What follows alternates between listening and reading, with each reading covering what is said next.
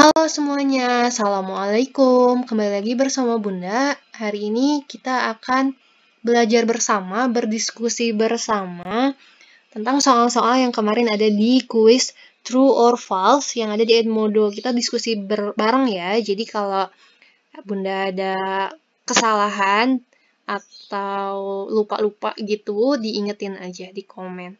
Atau mungkin nanti kalian punya cara-cara yang lebih jitu, yang lebih mind-blowing untuk mengerjakan soalnya, kalian bisa share di komen. Kita mulai langsung aja ya, tapi jangan lupa kita ucapkan dulu basmalah. Bismillahirrohmanirrohim. Soal pertama, kuadrat suatu bilangan adalah bilangan positif. Kalau misalkan ngomongin suatu bilangan dikuadratkan, berarti itu artinya dia mengalihkan dengan dirinya sendiri. Contohnya 1 kuadrat berarti 1 kali 1. Hasilnya 1, 3 kuadrat berarti 3 kali 3. Hasilnya positif, 9. 100 kali 100 juga sama, hasilnya 10.000 positif. Ketika bilangan negatif, ternyata ininya juga, hasilnya juga positif. Karena negatif kali negatif positif. Kemudian negatif 3 dikali negatif 3, itu 9 positif. Negatif 100 kuadrat, itu sorry ya harusnya positif 10.000. Tapi kalau ngelihat kayak gini, kelihatannya hasilnya selalu positif. Tapi jangan lupa kita punya 0. 0 kuadrat itu 0 kali 0, hasilnya 0. Nah, 0 itu adalah bilangan yang netral. Dia bukan bilangan positif, bukan juga bilangan negatif. Jadi 0 ini nih yang bikin pernyataan ini salah. Jadi untuk nomor 1 jawabannya adalah false. Kemudian nomor 2, setiap dua persegi pasti sebangun. Ini mah udah jelas banget ya jawabannya true. Kita coba pakai ilustrasi.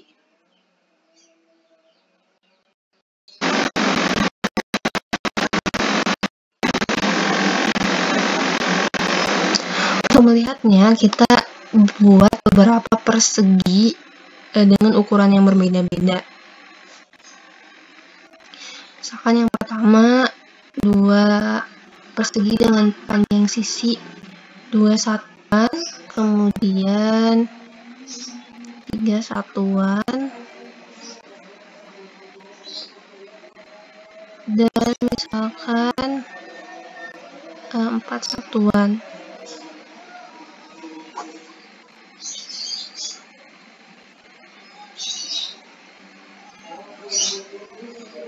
Nah, kalau misalkan kita lihat dari sudutnya, kan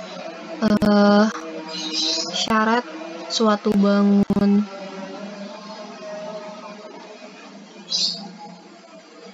dua buah bangun minimal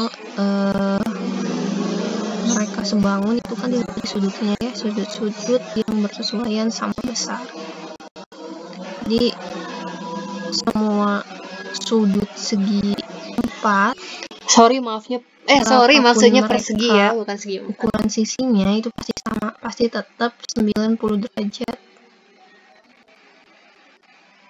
Kemudian tuh kan semuanya tetap 90 derajat. Kemudian sisi-sisi yang bersesuaiannya juga pasti sebanding. Misalkan yang pertama dengan yang kedua, perbandingan sisi-sisi yang bersesuaiannya pasti 2:3. Tuh, karena semua panjang sisinya sama, makanya pasti 2:3. Terus kalau misalkan yang ke satu dengan yang ketiga, perbandingan sisi-sisi yang bersesuaiannya udah pasti 2:4 atau 1:2. Karena mau beli bolak-balik bagaimanapun, maka akan tetap gitu-gitu aja gitu ya. Kalau misalkan untuk persegi, makanya kalau persegi udah pasti sebangun. Ayah membeli seloyang pizza. Ayah menghabiskan 2/5 bagian pizza tersebut. Ibu 0,15 bagian. Aku mendapat 25%, sisanya dihabiskan oleh adikku. Adik mendapatkan bagian paling sedikit, bener atau enggak? Nah, ini kita harus samakan. Mau diubah ke desimal kah, mau diubah ke persen kah, atau dalam pecahan kah? Yang penting kita bisa mengkomparasikannya gitu. Jadi supaya gampang, Bunda akan coba ubah si bagian-bagian masing-masing orang itu menjadi persen. Ayah dulu ya, ini jawabannya false ya, tapi coba kita cari tahu. Ayah dulu, ayah kan bagiannya 2/5 nih. 2/5 kita ubah jadi persen. Persen kan dalam pecahan bilangan yang bawahnya ini, penyebutnya ini harus 100. 5 supaya jadi 100 dikali 20. 2 juga dikali 20, jadi 2/5 itu sama aja dengan 40%.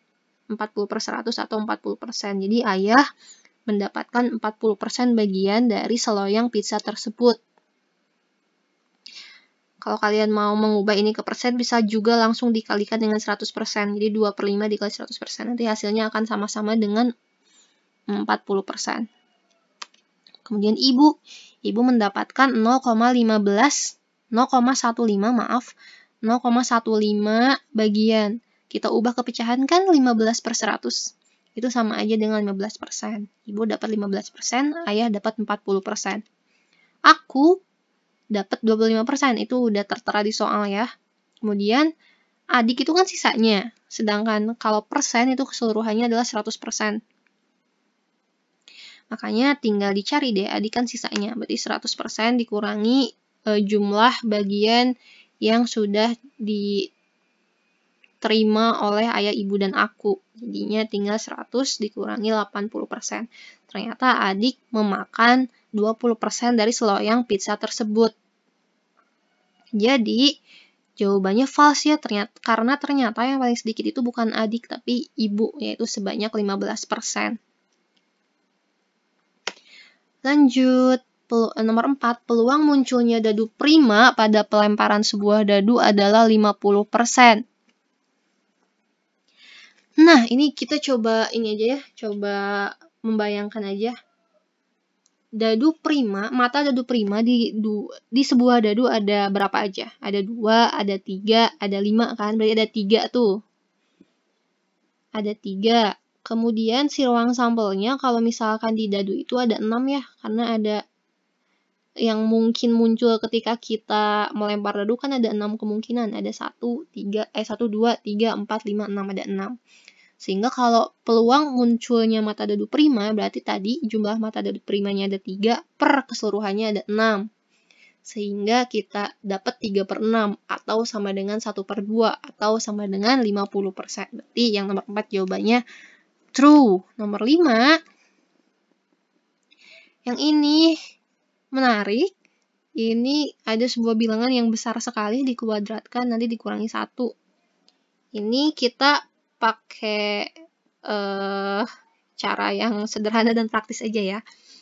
Ini kan 9 nih digit terakhirnya. 9 ketika dikuadratkan 81 kan. Otomatis digit terakhir dari bilangan ini ketika dikuadratkan adalah 1. Kemudian dikurangi 1. Berarti otomatis si digit terakhirnya dari hasil bilangan ini, pengurangan bilangan ini adalah 0. Dan di pilihan gandanya yang digit terakhirnya 0 adalah yang terakhir ini. Udah kayak gitu. Tapi kalau kalian mau membuktikan, menghitung sendiri, atau misalkan pakai kalkulator, silahkan. Kemudian, nomor 6. Setiap 2 segitiga sama kaki pasti sebangun. Soal ini udah pernah Bunda kasih di kelas, kalau misalkan kalian masih ingat. Ini jawabannya false, karena segitiga sama kaki bentuknya bisa macam-macam. Kita coba cari bentuk segitiga sama kaki yang beda.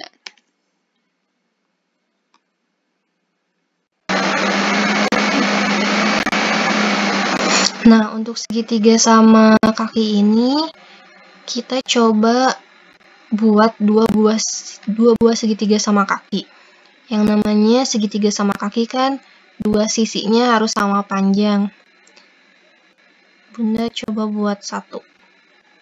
Nah, ini sama kaki kan karena AB dan AC panjangnya sama. Terus Bunda buat lagi.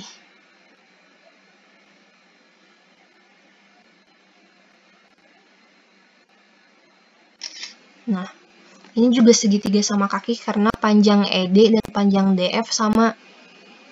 Kalau kita lihat dari sudutnya aja nih, jangan dulu sudut deh, dilihat dari bentuknya aja, ini udah beda.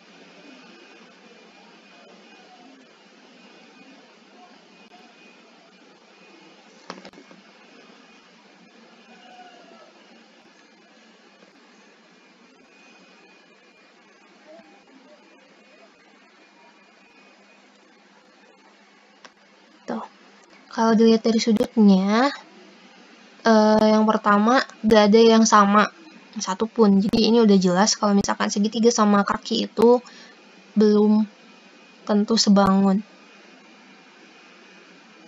Dia udah jelas ya kalau segitiga sama kaki itu belum tentu sebangun gitu. Kecuali kalau misalkan dia kongruen. Kalau kongruen udah pasti sebangun. Atau misalkan sudutnya sama besar.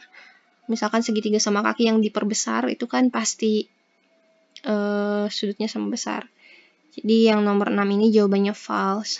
Yang ketujuh, modus suatu data adalah hasil penjumlahan semua data dibagi banyaknya data. Ayo, kira-kira masih inget gak apa perbedaan modus, mean, atau rata-rata, dan median?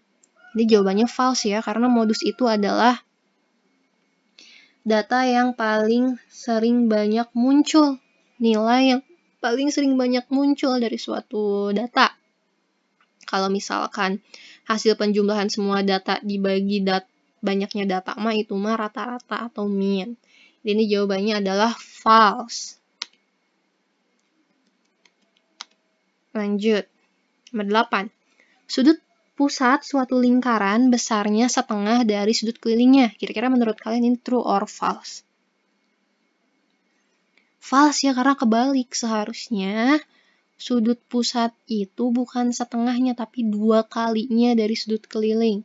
Oke, mari coba kita lihat visualisasinya. Oke, akan dicoba divisualisasikan ya. Misalkan ada lingkaran dengan titik pusat A. Lalu kita gambar sebuah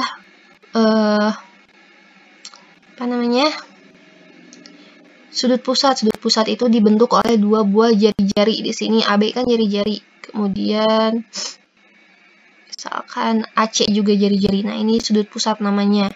Kemudian kita buat sudut keliling. Sudut keliling itu dibentuk oleh 2 buah tali busur. Tali busur tuh nggak garis tapi nggak melewati sudut pusat. Nah,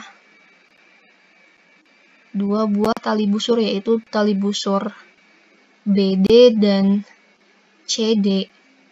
Nah, syarat maksudnya teorema yang tadi yang menyatakan bahwa besarnya sudut pusat itu 2 kali dari sudut keliling itu ketika mereka berdua menghadapi busur yang sama. Di sini sudut pusat BAC maupun sudut keliling BDC menghadapi busur kecil BC. Jadi katanya kalau kayak gini, besar sudut pusatnya itu pasti 2 kali dari sudut kelilingnya. Coba kita lihat.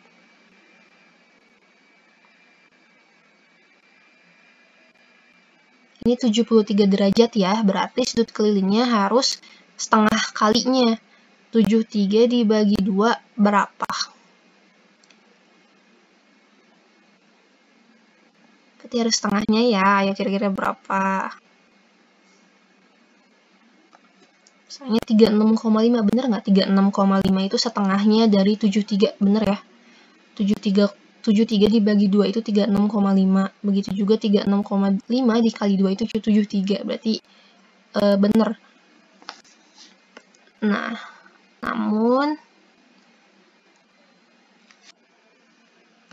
namun di pernyataan ini mah kebalik. Jadi harusnya sudut pusat itu besarnya 2 kalinya sudut kelilingnya, bukan setengahnya. Berarti nomor 8 itu jawabannya adalah false. Lanjut nomor 9. 1331 adalah bilangan prima. Nah, kalau secara kasat mata mungkin ini dikiranya bilangan prima karena belakangnya 1. Tapi ini jawabannya false. Karena ternyata 1331 itu bisa dibagi dengan 11. Yaitu 121. Jadi kan kalau misalkan bilangan prima itu hanya bisa dibagi oleh dirinya sendiri dan 1. Sedangkan ternyata 1331 ini bisa dibagi oleh 11, yaitu hasilnya 121. Berarti 1331 bukanlah bilangan prima. Lanjut, ini yang nomor 10. Nomor 10, 222.222 pangkat 3 dikurang dari 3333 kuadrat. Gitu. Ini benar atau salah? Nah, Bunda ubah dulu bentuknya nih. Jadi dikaliin 2 dikali 111111 dalam kurung, kemudian dikuadratkan dengan 3, dipangkatkan dengan 3 kurang dari. Ini juga sama diubah ya, jadi kayak gini. Kemudian ingat sifat bilangan berpangkat yang A kali B pangkat M, itu A kali B dalam kurung dipangkatkan dengan M itu sama dengan A pangkat M dikali B pangkat M. Berarti yang ini, mana yang ini, sama aja dengan 2 pangkat 3 dikali 111.111 pangkat 3. Ini juga sama. Kemudian 2 pangkat 3-nya kita ubah menjadi 8, sama dengan 8, dikali bilangan yang tadi, kurang dari, yang ini juga sama ya, 9, dikali 111 pangkat 2. Nah, kemudian kita bagi kedua ruas dengan 111.111 pangkat 2. Nih, dibagi kedua ruas, kita sederhanakan. Terus ini kan coret, jadi 9 kali 1 hasilnya 9. Yang ini coret, berarti tinggal 111, berapa sih ini? 111 pangkat 1 kan, berarti 8 dikali 111.111 kurang dari 9. Kemudian dikaliin deh. Jadi 888.888 kurang dari 9. Ini jelas salah ya, karena harusnya lebih besar kan. Berarti ini jawabannya false. Tapi ingat di sini 8888888 ini bukan nilai sebenarnya dari ini, dari 222.222 pangkat 3. Karena tadi udah kita bagi dengan bilangan yang ini. Ini hanya kita sederhanakan sehingga kelihatan gitu kalau misalkan pernyataan ini tuh salah. Berarti ini jawabannya false ya. Lanjut nomor 11. Garis singgung persekutuan luar dua lingkaran selalu lebih pendek daripada jarak kedua pusat lingkarannya. Ini udah pernah kita bahas ya di video pembelajaran yang sebelumnya. Jadi kita ulas dulu. Ada dua lingkaran dengan jarak pusatnya itu C, dan garis singgung persekutuan luarnya itu A. Jadi, dan ingat ya, garis singgung dengan jari-jari lingkaran itu pasti tegak lurus. Berarti harusnya di sini ada tanda gitu, ada tanda kotaknya untuk menunjukkan kalau ini tegak lurus.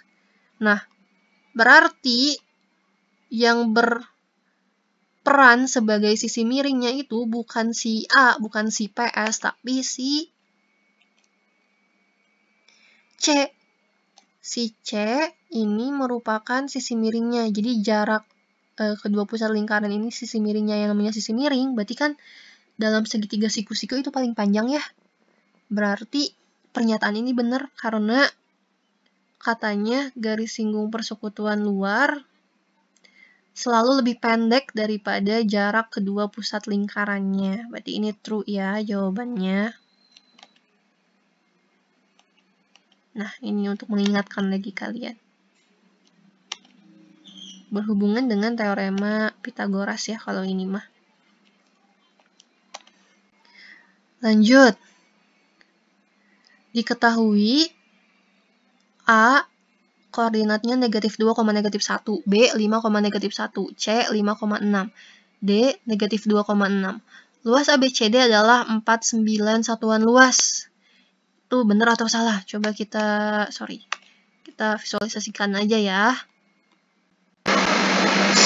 Nah, jadi di soalnya kan ada 4 buah koordinat, dan nanti kalau misalkan kita sambung-sambungkan menjadi sebuah bangun datar, dia luasnya 49 cm, 49 satuan luas. Kita coba ya, koordinat A itu ada di negatif 2,1, negatif 2,1. Ada di sini kan, karena X-nya negatif 2, Y-nya negatif 1, kemudian B-nya 5,-1 ada di sini. Kemudian C-nya 5,6 di sini ya. Kemudian D-nya negatif 2,6 ada di sini. Kalau kita sambungkan, ini udah kelihatan dia akan membentuk sebuah poligon. Tapi ini persegi atau persegi panjang? Coba lihat. Panjang sisinya ya. Yang ini 1, 2, 3, 4, 5, 6, 7. Yang ini 1, 2, 3, 4, 5, 6, 7. Ternyata ini sebuah persegi ya. Kita coba cek ulang. Panjang sisi-sisinya. Yang ini 7 satuan, 7 satuan, 7 satuan, 7 satuan. Persegi luasnya sisi kuadrat, berarti ini udah jelas ya. Kalau misalkan luasnya adalah 49 satuan luas. Betul ya? True. Oke, lanjut ke nomor 13. Sektor atau juring lingkaran adalah daerah yang dibatasi oleh sebuah tali busur dan sebuah busur. Coba, kalau di gambar ini, tali busur itu adalah AC. Kemudian busur itu adalah busur AC yang biru. Berarti kalau yang dimaksudkan oleh si soal ini mah daerah yang berwarna oranye, dan ternyata itu bukan juring melainkan tembereng. Disalah ya, karena juring adalah ini nih, yang daerahnya warna hijau. Jadi juring itu dibentuk oleh 2 buah jari-jari gitu. Kalau dipisah itu 1 slice pizza gitu. Jadi berbeda ya juring dan tembereng. Berarti ini jawabannya adalah false. Lanjut. Banyaknya sisi prisma segi N adalah N plus 2. Bener atau enggak? Sebelumnya Bunda mau tanya dulu, ada 2 kelompok bangun ruang sisi datar. Kelompok yang pertama ini. Kelompok yang kedua ini. Kira-kira yang prisma itu yang kelompok pertama atau kelompok kedua? Ayo, yang mana? Yang kelompok kedua ya. Betul, prisma itu adalah yang kelompok kedua. Yang kelompok pertama itu limas. Kira-kira apa sih bedanya prisma dan limas? Bedanya adalah prisma itu punya alas dan atap. Tuh. Sedangkan limas, dia punya alas tapi atasnya mengerucut ke atas. Kayak gitu. Nah, prisma, lihat ya dindingnya. Dindingnya itu pasti banyak dindingnya yang di pinggir ini mengikuti jumlah sisi dari alasnya. Ini kan prisma segitiga. Banyak dindingnya, dinding yang pinggirnya itu 3 ngikutin sisi segitiganya. Sisi di segitiganya ada 3.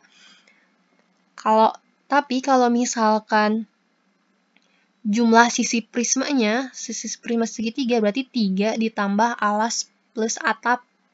Berarti 3 plus 2. Jadi ketika prisma segitiga, jumlah sisinya adalah 3 plus 2. 2 di sini adalah atap sama alasnya. Berarti ini true ya jawabannya. Prisma banyak sisinya N plus 2. Coba aja kalau segi 5 misalkan nih. Lihat dinding yang pinggirnya ada 5. 1, 2, 3, 4, 5. Plus alas dan atapnya. 1, 2. Berarti 7 gitu.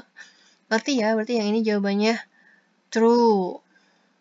11. Garis 2x ditambah y dikurangi 1 sama dengan 0 sejajar dengan garis x dikurangi 2y dikurangi 1 sama dengan 0.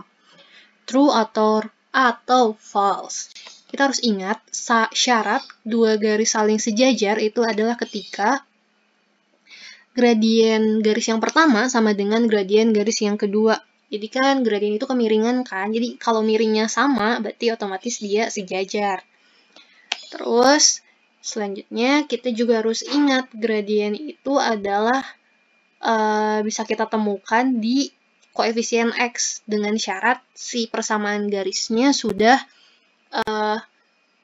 udah terbentuk kayak gini nih, ke bentuk umum persamaan garis, yaitu Y sama dengan MX plus Y. Sedangkan di soal bentuknya masih kayak gini, masih apa gitu, belum kayak gini kan. Makanya ini kita ubah dulu ke bentuknya Y sama dengan MX plus C. Pertama dulu ya, 2X ditambah Y dikurangi 1 sama dengan 0. Kita ubah dulu bentuknya, Y-nya jadi ada di ruas kiri. Berarti Y sama dengan negatif 2X ditambah 1. Ngerti kan ya cara mengubahnya gimana? Berarti di sini kita bisa tahu kalau misalkan gradien garis yang pertama itu negatif 2, karena kita bisa lihat dari sini kalau gradien itu adalah koefisien dari variabel X. Makanya di sini gradien garis yang pertama adalah negatif 2. Lanjut, garis yang kedua, X dikurangi 2Y dikurangi 1 sama dengan 0. Ini kita ubah juga, jadi Y-nya ada di ruas kiri, negatif 2Y sama dengan negatif X ditambah 1. Kemudian Y-nya koefisiennya harus 1 kan, makanya semua elemen dibagi negatif 2. Jadinya Y sama dengan setengah X ditambah setengah. Kenapa setengah X di sini? Karena ini kan awalnya negatif 1 nih, koefisien negatif X-nya, koefisien X-nya. Dibagi negatif 2, jadinya negatif dibagi negatif positif, jadinya positif setengah X ditambah setengah. Nah, dari sini kita tahu kalau misalkan koefisien dari X-nya atau gradiennya dari garis yang kedua adalah setengah. Nah, lihat dong, di garis yang pertama, koefisiennya negatif 2 atau gradiennya negatif 2. Sedangkan garis kedua, gradiennya setengah. Berarti gradien garis yang pertama berbeda dengan gradien garis yang kedua, sehingga kedua garis tersebut tidak sejajar. Makanya nomor 15 jawabannya adalah false. Misalkan besar suatu sudut adalah 2 kali sudut penyikunya, maka besar sudut tersebut adalah 30 derajat. Betul atau salah? Nah, ini kan ada 2 sudut ya, di sini ada si suatu sudut, kita sebut aja si suatu sudut, dan sudut penyikunya. Nah, katanya si suatu sudut itu bunda misalkan sudut A. Kemudian si sudut penyikunya bunda misalkan sudut B. Nah, kita lihat katanya suatu sudut itu besarnya 2 kali sudut penyikunya. Berarti kalau sudut penyikunya X, si sudutnya itu, si sudut A-nya itu 2X. Iya kan? Sampai sini ngerti? Nah, ketika dua sudut saling berpenyiku, ketika dijumlahkan dia jumlahnya 90 derajat. Jumlah sudutnya 90 derajat. Karena kan berpenyiku, jadi siku-siku kan 90 derajat. Makanya kita jumlahkan sudut A dan sudut B. Sudut A-nya 2X, sudut B-nya X sama dengan 90 derajat. Lalu 3X sama dengan 90 derajat. Sehingga kita dapatkan X 30 derajat. Nah, apakah sudah selesai sampai sini? Ingat di sini yang ditanyakan adalah si suatu sudut atau si sudut A. Sehingga kita harus mencari nilai dari 2X. Sudut A kan nilainya 2X. 2X dengan X-nya sama dengan 30, berarti 2 dikali 30, hasilnya 60 derajat. Nomor 17 ini hasilnya false ya. 18. Pertanyaannya adalah, jika dua bangun datar saling sebangun, maka kedua bangun datar tersebut mempunyai luas yang sama besar. Ini udah jelas banget sih kalau misalkan jawabannya false, karena sebangun itu beda dengan kongruen. Kalau kongruen itu kan dua bangun datar yang sama persis, tapi kalau sebangun, perbandingan sisi-sisi yang bersesuaiannya itu tidak sama panjang, melainkan sebanding gitu. Maksudnya perbandingannya bisa bermacam-macam, bisa 1:2, 1:3, 2:5, dan masih banyak lagi. Makanya dua bangun datar yang sebangun itu bisa aja beda ukurannya. Yang penting sebanding aja gitu sisi-sisi yang bersesuaiannya. Makanya si luasnya juga bisa berbeda. Gitu. Berarti yang nomor 18 jawabannya false ya. Lanjut nomor 19. Diberikan bilangan 3, 4, dan 5. Banyaknya kemungkinan bilangan ratusan kurang dari 400 yang dapat dibentuk oleh bilangan-bilangan tersebut adalah pertama, karena bilangan yang diinginkan kurang dari 400 berarti bilangan yang berperan menjadi ratusan hanya bisa 3 aja. Karena kalau misalkan kita ambil 4 atau 5, nanti akan lebih dari 400. Misalkan kita ambil 4 nih. Nanti kan bisa 435. Itu bisa lebih dari 400. Atau bisa 453. Itu juga lebih dari 400. Makanya di sini yang bisa nih, bisa dijadikan bilangan ratusan adalah 3 doang. Selanjutnya tinggal puluhan dan satuannya. Kalau puluhannya berarti ada 2 kemungkinan ya. Bisa 4, bisa 5. Jadi bisa 345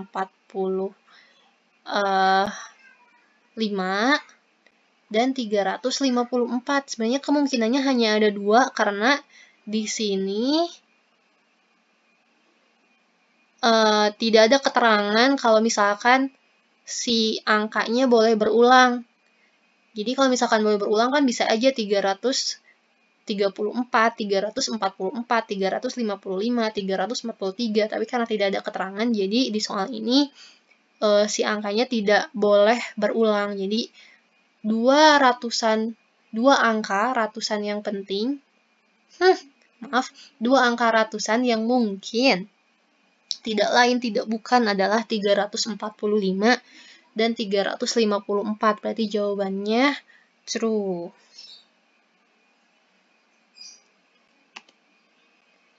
Lanjut nomor 20. Sebuah kompetisi sepak bola terdiri dari 18 klub. Jika menang mendapatkan 3 poin, seri 1 poin, dan kalah 0 poin. Sebuah klub telah mendapat total skor 27 poin dari 13 kali pertandingan. Di bawah ini, pernyataan yang mungkin untuk klub tersebut adalah, dua pernyataan yang penting di sini. Yang pertama, 13 kali pertandingan dan skornya harus berjumlah 27. Untuk soal yang kayak gini, sebenarnya kita bisa trial and error. Maksudnya kita bisa coba gitu satu-satu di setiap pilihan. Coba pilihan yang pertama, 6 kali menang. Berarti kalau 6 kali menang, skornya udah 18. Ditambah 2 kali seri, ditambah 2 kan ya, karena seri poinnya 1, 18 sama 2, 20. 5 kali kalah, yang kalahnya ini nggak berpengaruh ke skor karena poinnya 0. Berarti kalau yang A ini 18 ditambah 2, 20 poinnya. Otomatis salah. Terus yang B-nya yang kedua nih, 8 kali menang. Berarti 8 kali 3, 24. Plus 3 kali seri, berarti 3 kan poinnya, berarti 24 ditambah 3, hasilnya 27. Plus 2 kali kalah, karena nggak ngaruh, jadinya udah ya, total skornya 27 benar, tapi coba kita cek apakah totalnya 13 kali pertandingan, betul ya, 8 ditambah 3, 11 tambah 2, 13, berarti udah jelas sih, ini mah jawabannya yang kedua, pernyataan yang kedua, 8 kali menang, 3 kali seri, dan 2 kali kalah. Kalian boleh ngecek 2 pernyataan selanjutnya, tapi itu juga poin skornya tidak 27 ya, jadi jawabannya adalah ini, pernyataan yang kedua, yang B. Ke soal nomor 21. Bagja mempunyai 2 aplikasi ojek online. Aplikasi pertama saat memesan tarif mulai dari 3.000. Ini maksudnya pokoknya udah ada tarif awal gitu 3.000 kalau mau pesan ojek online di aplikasi pertama. Dan 1 kilometernya itu harganya Rp1.000. Kalau aplikasi kedua, tarif awalnya udah 4.000. Tapi kalau misalkan kamu berjalan, maksudnya naik ojek online itu 1 kilometernya harganya 500. Nah, kalau misalkan kita kita naik ojek online sejauh 3 km, sebaiknya pakai aplikasi yang mana ya yang lebih murah? Kita coba lihat dulu aplikasi yang pertama. Itu total harganya kalau 3 km adalah 6.000. Dapat dari mana? Yang pertama, nih, ini adalah tarif awalnya. Dia udah ada tarif awalnya sebesar 3.000. Plus 3 km, 1 kilometernya 1.000, jadi ini kilometer pertama, kilometer kedua, kilometer ketiga, jadi totalnya 6.000. Berarti ya, kalau aplikasi kedua, tarif awalnya 4.000, tapi 1 kilometernya 500 rupiah, sehingga total ongkosnya ketika naik ojek online tersebut sejauh 3 km adalah 5.500. Berarti jawabannya apakah aplikasi kedua lebih murah? Ya betul ya, karena totalnya 5.500, sedangkan aplikasi pertama totalnya 6.000. Jadi jawabannya true. Nomor 22. Dari data di bawah ini, lebih banyak siswa yang mendapat nilai lebih besar dari rata-rata. Ini maksud soalnya adalah, jadi apakah siswa yang mendapat nilai lebih dari rata-rata lebih banyak dibandingkan siswa yang mendapat nilai di bawah rata-rata. Nah, untuk mencarinya berapa jumlah siswa yang di atas rata-rata, berarti kita harus cari dulu dong rata-ratanya berapa. Caranya, Bunda yakin kalian udah tahu, karena ini juga pelajarannya udah di SD ya. Kita kali-kalikan dulu. 5 kali 3, 6 kali 8, 7 kali 10, dan selanjutnya. Ini kayak gini, Bunda tulis ulang. Ini nilainya ya. Nilai, ini frekuensi. 5 kali 3, 15. 6 kali 8, 48. 7 kali 10, 70. 8 kali 11, 88. 9 kali 5, 45. 10 kali 3, 30. Selanjutnya kita, karena rata-rata itu adalah jumlah data dibagi banyaknya data kan. Banyaknya data itu kan banyaknya frekuensi. Kita jumlahin nih, 3 tambah 8 tambah 10 tambah 11 tambah 5 tambah 3. Total frekuensinya, total banyak datanya itu 40. Kemudian, total nilainya, karena yang nilainya 5 tadi itu ada 3 orang, dikaliin kan 15. Semuanya dikaliin, terus dijumlahin juga. 15 ditambah 48, ditambah 70, ditambah 88, ditambah 45, ditambah 30. Kita jumlahin, hasilnya 296. Rata-ratanya tinggal kita bagi banyaknya jumlah nilainya dari 40 orang itu kan 296. Per banyaknya siswa itu, banyaknya siswa itu 40, berarti 296 dibagi 40, sehingga kita dapat rata-ratanya 7,4. Nah, sekarang kita ketahuan deh, nilai yang di atas 7,4 itu kan nilai yang 8, 9, 10, berarti yang nilainya 8 kan 11 orang, yang nilainya 9 kan 5 orang, yang nilainya 10 kan 3 orang, sehingga yang dapat nilai di atas rata-rata adalah 11 tambah 5, 16 tambah 3, 19 orang. Sedangkan yang di bawah rata-rata itu ada 10 orang ditambah 8 orang ditambah 3 orang. 10 tambah 8, 18 ditambah 3, 21. Oh, ternyata jumlah siswa yang nilainya di bawah rata-rata lebih banyak. Berarti nomor 22 ini jawabannya adalah false. Sekarang kita bahas soal nomor 24. Ini tentang diskon. Diskon harga yang diberikan dua toko di bawah ini sama besar, benar atau enggak? Nah, kalau secara kasat mata, promosi di toko A itu diskonnya 30% ditambah 20%. Ini bukan berarti si diskonnya jadi 50%. Di toko B, katanya diskonnya 40% ditambah 10%. Ini juga bukan berarti diskonnya ditambahin langsung gitu, jadi 50%. Ini kan kelihatan sama ya, kelihatan dua-duanya kasih diskon 50%. Tapi sebenarnya maksud dari diskon double kayak gini adalah ya kita ngitung diskonnya 2 kali gitu. Jadi didiskon dulu misalkan 30%, selanjutnya didiskon lagi 20%. Jadi misalkan nih harga barangnya 100.000, diskon 30% ditambah 20% artinya barang didiskon 2 kali. Jadi didiskon dulu 30.000 karena 30%, jadinya 70.000 kan harga yang baru, kemudian didiskon lagi 20%. Nah, untuk lebih jelasnya kita bahas satu-satu. Yang pertama, diskon di toko A, yaitu 30% ditambah 20%.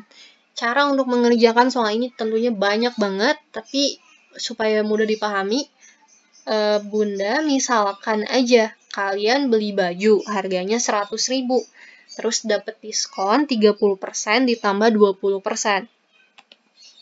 Ini artinya baju tersebut didiskon sebanyak 2 kali, 30% dulu, lalu 20%. Yang sekarang kita diskon dulu 30% ya, berarti 30% itu kan 30 per 100 dikali 100.000, berarti dia dapat diskonnya 30.000. Nah, harga baju setelah didiskon sebanyak 30% jadinya 70.000 kan, karena 100.000 dikurangi potongan harganya 30.000 jadinya 70.000. Sekarang harga bajunya setelah didiskon 30% ya 70.000 tuh, didiskon lagi 20% jadinya 20% dikali 70.000 adalah 14.000. Jadi kita dapat potongan tambahan sebanyak 14.000. Jadi sekarang harga baju setelah didiskon 2 kali itu 70.000 dikurangi 14.000, yaitu 56.000. Nah, harga awal bajunya kan 100.000. Terus jadinya 56.000, berarti kita dapat potongan harga 44.000. Atau kalau dipersenin 44.000 dari 100.000 adalah 44%. Lanjut di toko B. Diskonnya 40% ditambah 10%. Kita lakukan hal yang sama. Didiskon dulu 40%. 40 per 100 dikali 100.000. Yaitu 40.000 kan. Dapat tuh potongan harga 40.000. Sekarang harga bajunya jadi 60.000. Didiskon lagi 10%. 10 per 100 dikali 60.000. Kita dapat potongan lagi 6.000 rupiah. Sehingga sekarang bajunya harganya jadi 54.000. Berarti kita dapat potongan harganya berapa? 46.000 ya. Soalnya awalnya 100.000. Jadinya setelah didiskon 2 kali 54.000. Nih, kita dapat potongan harga sebesar 46.000. Sedangkan yang tadi 44.000 doang. Berarti lebih besar potongan di toko B ya. Ya. Jadi ternyata diskonnya lebih besar di toko B. Berarti ini nomor 24 jawabannya adalah false.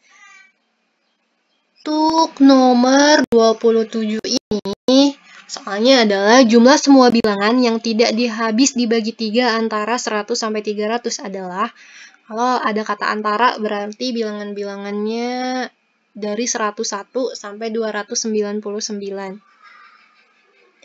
Jadi maksud soal ini tuh gini, jumlah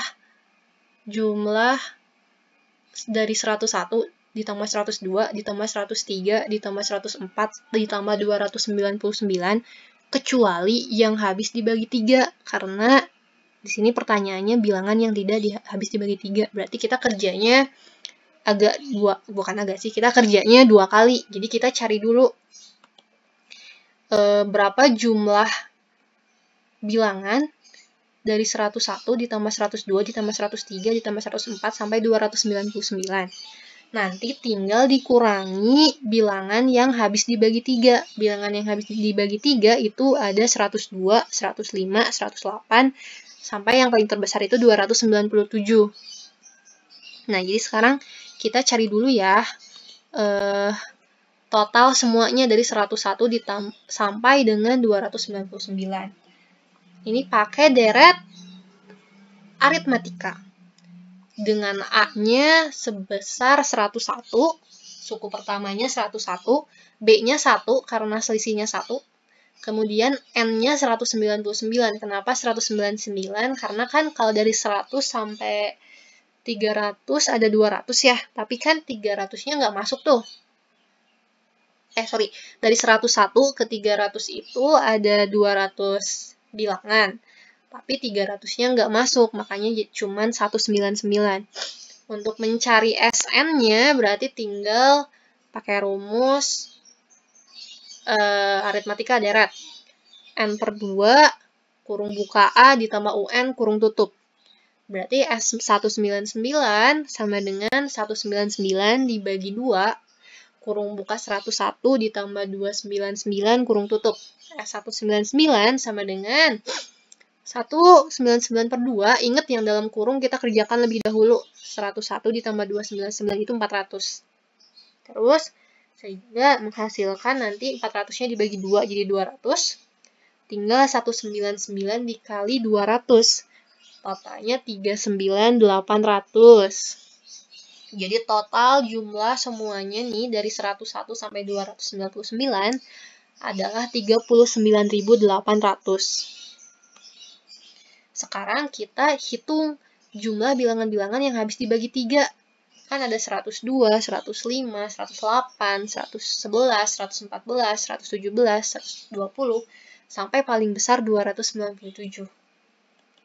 Di sini kita dapat nih A-nya 102, B-nya 3, selisihnya 3, karena coba lihat dari 102 ke 105 itu bedanya 3, dan karena kelipatan 3 juga kan. UN-nya, UN itu suku terakhirnya 297, cuman yang ada yang kita butuhkan di sini, yaitu N. N-nya belum dapet nih berapa, kita cari dulu N-nya dari rumus suku terakhir. UN sama dengan A ditambah N min 1 kali B. 297 sama dengan 102 ditambah N min 1 dikali 3. Terus 297 sama dengan 102. Terus ini dikali ke dalam gitu, pelangi, N kali 3, 3N, negatif 1 kali 3 dikurangi 3. 297 sama dengan 99 ditambah 3N, 99 dari 102 dikurangi 3. Kemudian kedua ruas dikurangi 99, sehingga kita dapat 198 sama dengan 3N. Lalu, akhirnya kita dapat deh, kalau misalkan N-nya 66, N di sini berarti bilangan-bilangan antara 100 sampai 300 yang bisa dibagi 3 itu ada 66 bilangan. Tuh, sekarang kita cari deh jumlah bilangan-bilangan yang bisa dibagi 3. Pakai SN lagi ya, dengan N per 2 kurung buka A ditambah UN kurung tutup. S66 karena ada 66 bilangan sama dengan 66 per 2 kurung buka 102 ditambah 297 kurung tutup. S66 sama dengan 33 dikali 399. Berarti S66 sama dengan 13.167. Itu artinya jumlah bilangan-bilangan yang bisa dibagi 3 di antara 100 sampai 300 adalah 13.167. Berarti kalau jumlah bilangan-bilangan yang tidak habis dibagi 3 antara 100 sampai 300 itu yang tadi dikurangi ya, semuanya. Tadi 39.800 dikurangi 13.167. Hasilnya 26.633. Jadi ada nggak sih jawabannya? Ada ya. Yang ketiga, 26.633. Gitu. Lanjut ke nomor 28. Ini gampang. Banyak persegi yang diarsir pada pola ke-10 dan adalah 100 benar atau enggak? Coba lihat pola ke-1 dulu. Pola ke-1 cuma 1 yang diarsirnya, yang ada di tengah itu ya. Pola kedua 4. Berarti banyaknya 4 itu bisa kita kalikan dari 2 kali 2. Ini kan ada 4 nih, ini 2 kali 2 atau 2 kuadrat. Berarti ketika N-nya sama dengan 2, banyak polanya itu adalah banyak perseginya yaitu adalah 4. Di pola ketiga 3 kuadrat berarti kan 9. Berarti lihat pola ke-1 1 kuadrat 1, pola kedua 2 kuadrat 4, pola ketiga 3 kuadrat 9. Berarti kalau pola ke-10 10 kuadrat dong. Itu adalah 100. Berarti betul ya. Nomor 28. Kita lanjutkan lagi. Nomor 29, besar tiap sudut pada segitiga sama sisi adalah 45 derajat. Betul atau salah? Ayo, ini Bunda nggak akan gambar ya. Kita bayangin aja. Kalau misalkan segitiga sama sisi, berarti sisinya sama semua. Berarti sudutnya juga sama semua. Besarnya. Jumlah sudut segitiga itu adalah 180. Berarti kalau misalkan sudutnya sama semua, satu sudutnya 45 bukan? Jelas bukan, karena harusnya besar sudutnya adalah 60 derajat. Itu dapat dari 180 dibagi 3. Berarti yang nomor 29 false. Nomor 30. Ibu pergi ke minimarket untuk membeli minyak goreng. Terdapat 3 kemasan dengan harga yang berbeda untuk merek yang ingin dibeli ibu. Kemasan pertama isinya 2 liter, harganya 30.000. Kemasan kedua isinya 3 liter, harganya 40.500. Kemasan ketiga isinya 4 liter, harganya 56.000. Katanya kemasan 3 adalah yang paling murah. Kira-kira bener nggak ya? Nah, untuk cari taunya, cara yang paling mudah adalah kita mencari harga per liternya berapa. Nah, kemasan pertama, harga per liter, mohon maaf ya, ini Bunda ada kesalahan, ini harusnya liter bukan mililiter. Harga per liternya kemasan pertama itu 15.000. Dapat dari mana? Karena lihat, kemasan pertama itu isinya 2 liter, harganya 30.000, berarti 1 liternya 15.000 dong. Kalau kemasan 2 isinya 3 liter, harganya 40.500, berarti 1 liternya 40.500 dibagi 3, 13.500 per liter. Kalau kemasan yang ketiga, harganya per liter adalah 14.000, itu dapat dari 56.000 dibagi 4. Sama dengan 14.000. Nah, apakah kemasan 3 yang paling murah? Jawabannya adalah salah. Ternyata yang paling murah dari ketiga kemasan tersebut adalah 13.500 atau per liternya, atau yaitu kemasan 2 ya. Sudah. Segitu aja yang bisa Bunda jelaskan. Semoga bisa dipahami dengan baik. Jika kalian punya cara lain yang lebih mudah, atau mungkin yang lebih mind-blowing untuk mengerjakan soal-soal tadi, kalian boleh share cara kalian di komen ya. Bunda tunggu. Terima kasih. Assalamualaikum warahmatullahi wabarakatuh.